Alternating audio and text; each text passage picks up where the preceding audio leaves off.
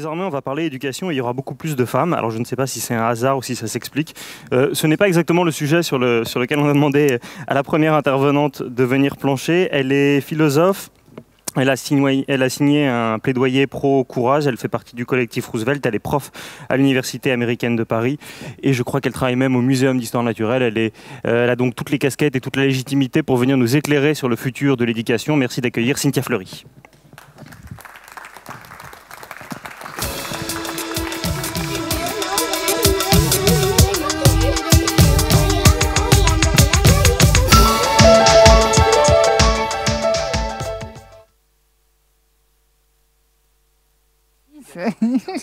J'ai pas d'argent. Bonjour, donc là on m'entend, très bien. Donc c'est bien parce que ça ne va pas du tout me gêner en plus, cette petite chose-là. Donc moi je vais faire une introduction assez rapide, vous donner en fait 5 grands points que je trouve importants pour penser l'éducation aujourd'hui. Et quels sont effectivement les grands enjeux pour transformer cette école et qu'elle-même, cette école, soit une force transformatrice de la société. Alors, mon premier point, il concerne en fait la définition de l'État-providence. Nous disons depuis plusieurs années que l'État-providence, entre guillemets, est plutôt devenu l'État rarescence et qu'il est en crise, que l'État est en crise. Je ne vais pas vous faire ici un laïus sur la crise de la dette publique ou tout ce genre de choses ou des services publics, mais en fait, plutôt vous demander qu'est-ce qui pourrait être aujourd'hui une nouvelle forme d'État-providence et qui ne soit pas effectivement celle qui a, on va dire, classiquement le monopole de l'État. On va dire que par le passé, avant l'émergence de l'État social, cette fonction protectrice et assurantielle, entre guillemets, était incarnée par le paternalisme, était incarnée par la grande philanthropie patronale. Et puis, heureusement, l'État social est arrivé et l'État-providence est arrivé. Et d'une certaine manière, l'État-providence est devenu, pour chacun d'entre nous, en tout cas de manière régulatrice, c'est pas toujours le cas dans la vérité, mais c'est devenu ce tiers résilient qui permet en fait de rendre capacitaires les individus. Alors je crois aujourd'hui que c'est la définition première de l'éducation, c'est la définition première de la culture, à savoir que les ressources matérielles doivent être transformées en ressources existentielles, si j'ose dire, en ressources spirituelles, en ressources d'empowerment, comme on dit en bon français. C'est-à-dire que tout l'enjeu, vous connaissez Amartya Sen, c'est de voir comment un droit peut réellement devenir une capabilities, c'est-à-dire un choix de vie possible. Et en fait, tout l'enjeu pour l'éducation, c'est ça, c'est d'utiliser les ressources, les grands contenus du savoir, et de voir comment ces contenus du savoir vont venir transformer littéralement la vie des personnes, concrètement leur donner de l'agency, c'est-à-dire leur donner du pouvoir agent dans leur vie et également les faire participer plus globalement à la common decency. Aujourd'hui, en fait, il me semble que les ressources numérisées, les ressources numériques, mais souvent entre guillemets numérisées, tout ce qu'on appelle l'open data public, tout ce qu'on appelle les Creative Commons, tout ce qu'on appelle les Science Commons, etc., sont précisément cette matière qu'il faut absolument hacker, qu'il faut aller prendre, comme s'il fallait hacker la providence aujourd'hui. Et chacun d'entre nous a cette obligation. Par le passé, c'était l'État qui aidait, entre guillemets, pour aller se saisir de cette richesse et la transformer aussi pour soi, pour son propre épanouissement.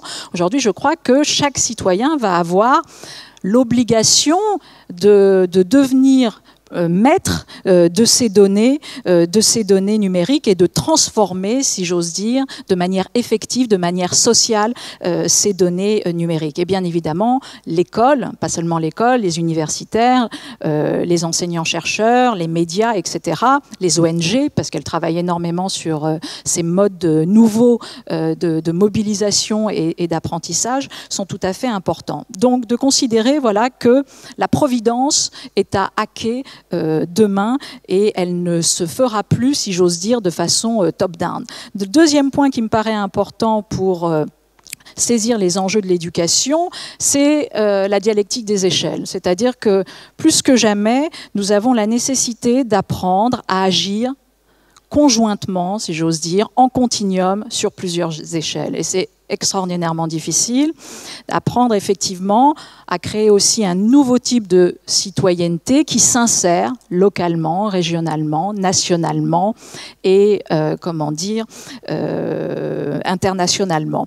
Et l'enjeu, c'est de mettre en place ces démocraties continues sur les différentes échelles, continuent également dans le temps, c'est-à-dire de sortir d'une démocratie intermittente qui effectivement fonctionne de façon très électorale tous les 5 ans. Donc tout l'enjeu, c'est de montrer qu'il existe aujourd'hui des outils citoyens de la régulation démocratique et que donc d'une certaine manière le Parlement, qui est une instance représentative tout à fait importante, mais dont on peut améliorer, si j'ose dire, la représentativité, mais qu'il existe aussi des nouveaux modes de représentation politique qui sont incarnés précisément par ces outils. On a cité tout à l'heure le collectif Roosevelt, on peut en citer d'autres, le club de Budapest, on peut citer les économistes atterrés, on peut citer Negawatt, etc. C'est-à-dire toutes ces entités citoyennes qui apportent une expertise considérable, qui aident aussi au décryptage de la data publique, qui sont là pour faire aussi ce que je peux appeler du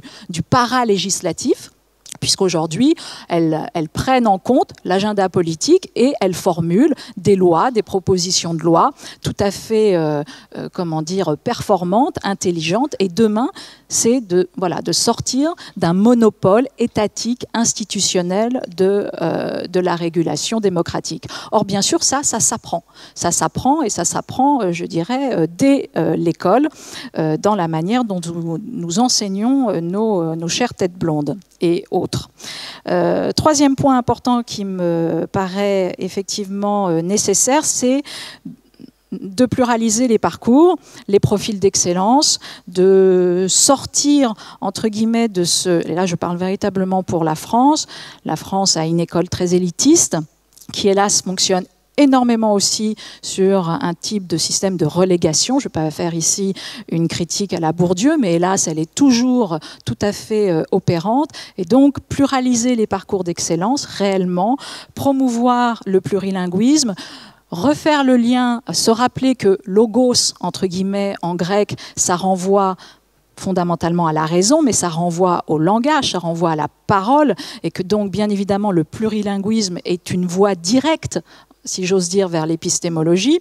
Et ça veut dire demain peut-être penser à un autre type d'enseignement des langues en France et de promouvoir de façon nationale le bilinguisme, le trilinguisme, etc. Et donc ça, c'est pour moi un enjeu de demain tout à fait évident et qui n'est absolument pas investigué et investi, entre guillemets, par l'éducation nationale française. Quatrième point, on a cité le Muséum, qui est une de mes institutions. Effectivement, promouvoir l'éducation écosystémique, comprendre que derrière la protection de notre contrat social, nous avons au soubassement de ce contrat social les services écosystémiques. Les services écosystémiques, ce sont les services de la nature rendus à l'homme. Et donc, toute cette intelligence écosystémique, comprendre effectivement, alors ça renvoie bien sûr à une meilleure compréhension de comment l'évasion fiscale, par exemple, participe de la déflagration du contrat social, alors que dans un premier temps, effectivement, on peut ne pas avoir directement ce sentiment-là. Travailler sur la question de l'économie positive, ces nouvelles formes de circularité. L'économie positive, en fait, est une indivisibilité, si j'ose dire, des objectifs. C'est-à-dire qu'on considère que le profit n'est pas une finalité, le profit est un moyen et qu'il y a une conditionnalité. Il n'y a pas un profit inconditionnel, mais il y a une conditionnalité du profit, et notamment l'utilité sociale, culturelle, que sais-je. Donc, cette nécessité d'enseigner de façon écosystémique, là aussi, c'est une révolution un petit peu considérable, puisque ça fait longtemps qu'on parle de l'interdisciplinarité. C'est plus compliqué dans les faits. Et puis, dernier point, c'est de comprendre, entre guillemets, que, alors ça c'est plutôt ma casquette de psychanalyste, si j'ose dire, que depuis des années, mon expérience de ce que je peux entendre de la parole des patients, sur l'aliénation sociale. C'est-à-dire que tout ça, c'est tout à fait possible si un écosystème, entre guillemets, de l'innovation peut exister. Or, nous avons, hélas, substitué à ce que nous appelions auparavant le nom du père, qui représentait d'une certaine manière, c'était le nom lacanien aussi pour dire le surmoi de cette autorité qui pèse sur nous et qui est tout à fait nécessaire, mais on va dire que rapidement, la critique de ce nom du père a été également très très importante pour que les uns et les autres apprennent à sublimer et à dépasser leur cadre de référence premier. Nous avons remplacé ce nom du père par le nom des pairs, P-A-I-R-S, qui n'est pas tout à fait la même chose. C'est-à-dire que nous sommes totalement inféodés dans notre éducation et puis, hélas, dans notre protocole de recherche, à l'évaluation par les pairs. Alors, l'évaluation par les pairs, ça peut être très bien, mais ça peut être aussi extraordinairement mortifère, cette dépendance très forte à la reconnaissance sociale et à mélanger, hélas, à faire ce que disait Foucault par le passé, c'est-à-dire à considérer qu'un savoir est toujours une forme de pouvoir. Voilà, je vous remercie. C'est fini.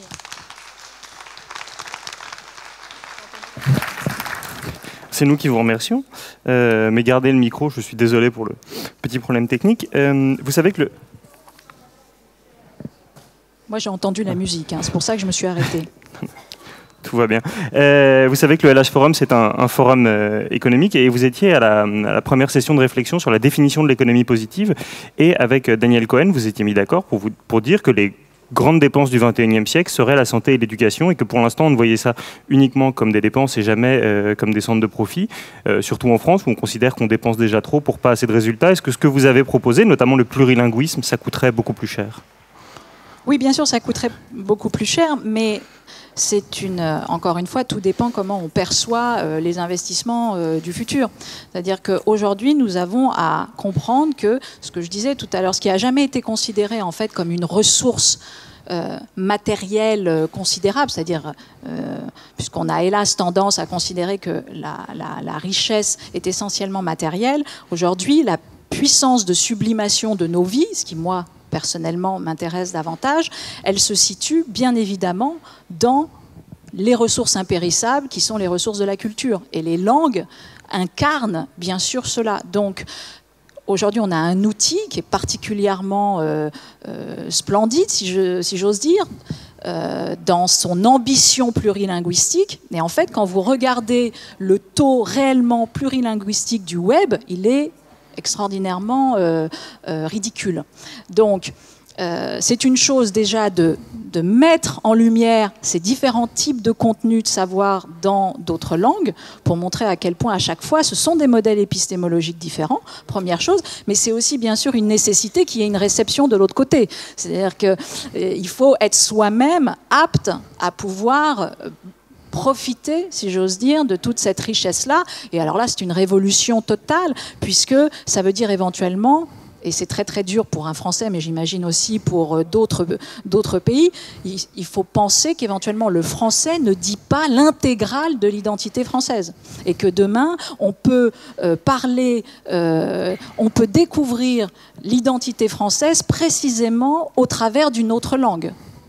Et donc, on peut enseigner nationalement, dans l'éducation nationale, aux tout petits, l'anglais, l'arabe, le russe, ou que sais-je, et choisir. Donc, oui, ce sont des choix fondamentaux, mais encore une fois, on a le droit, voilà, on est à l'économie positive, et on a le droit de penser des innovations, qui sont d'ailleurs des vieilles lunes, mais des innovations radicales, si j'ose dire, pour révolutionner notre école. Alors, je voudrais juste rester sur... Ah tiens, on a un retour écran assez sympa. Je voudrais juste rester sur l'innovation, parce que vous nous disiez, en fait, l'éducation, en gros, c'est une espèce de talisman qui va nous accompagner tout au long de notre vie et qui nous préviendra contre les coups du sort, les mutations économiques ou autres.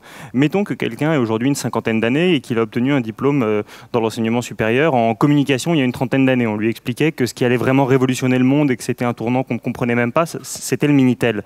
Bon, on comprend bien qu'aujourd'hui, il va sans doute avoir du mal avec ce qu'il a appris à la fac à être toujours efficient. Il va devoir... Alors, est-ce que la solution, c'est de se former tout au long de sa vie ou est-ce que c'est d'avoir une formation initiale qui vous apprenne à être extrêmement généraliste? C'est les deux, puisque les formations généralistes, humanistes, généralement, elles ont une fonction très très dynamique, elles ont un caractère très dynamique qui passe précisément par leur capacité critique, de réapprentissage, d'adaptation, etc. Donc bon, ça c'est un premier point. Mais après, techniquement, il y a toujours un coût caché, généralement qui n'est pas pensé d'ailleurs, de l'appropriation technique circonstancielle. C'est-à-dire que les outils changent et on est obligé, puis surtout aujourd'hui où l'obsolescence est on va dire, une valeur absolue de l'industrie, c'est compliqué quand vous travaillez sur l'autre côté, c'est-à-dire l'éducation qui considère que rien n'est jamais obsolescent, de effectivement travailler avec cette société contradictoire. Bon, mais ça c'est pas grave, on fait les deux, mais ça veut dire quoi? Ça veut dire, si vous voulez, que si demain c'est une redéfinition complète de la liberté des modernes. Donc c'est une redéfinition complète de la liberté des modernes, puisque consacrer une partie de son temps public et privé, mais on va dire de ce temps public au sens de citoyen, à son auto-formation, etc., bah précisément, ça demande du temps. Donc ça veut dire qu'il faut libérer du temps. Ça veut dire que peut-être demain, il faut forcer, ou en tout cas inviter fortement, les entreprises à libérer un certain temps pour se former au niveau de la citoyenneté, au niveau des compétences, au niveau de... Sur le temps de travail, vous n'êtes pas en train de dire qu'il faut passer aux 32 heures. Tout à fait, sur le temps de travail, tout à fait. Oui, oui, mais vous savez que le collectif Roosevelt a aussi cette particularité de défendre les 32 heures. Donc, qui est une vieille martingale de Pierre Laroutourou, ça? Qui est une vieille martingale de Pierre Laroutourou et qui en plus permet de considérer que la formation citoyenne est importante. Juste après vous, il va y avoir un débat très français, justement, entre Monique Cantos-Perber et Caroline Sost sur la culture du savoir ou du savoir-être.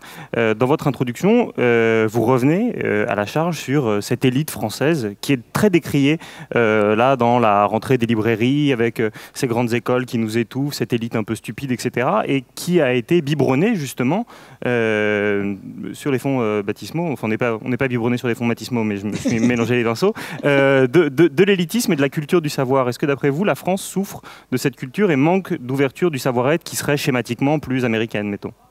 Alors, écoutez, on va laisser comment dire, les intervenants suivants faire ce débat.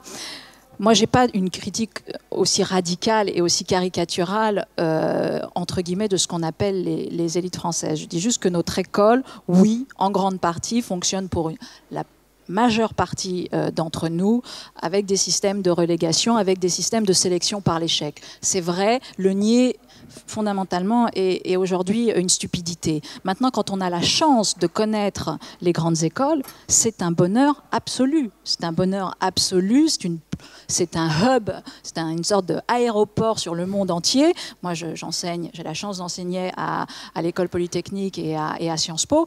Bon, c'est absolument ce qu'il faudrait pour tout le monde, si j'ose dire. Un truc de vitesse, quoi. L'élitisme voilà. Pour tous, grandes écoles pour tous. Mais vous savez que l'élitisme pour tous, c'était, je sais qu'on n'aime pas beaucoup le citer, mais c'était la vision classique de nos pionniers révolutionnaires, Robespierre en tête, qui considérait que l'élitisme, en fait, c'était pas la petitesse des grands, mais c'était la grandeur de l'homme.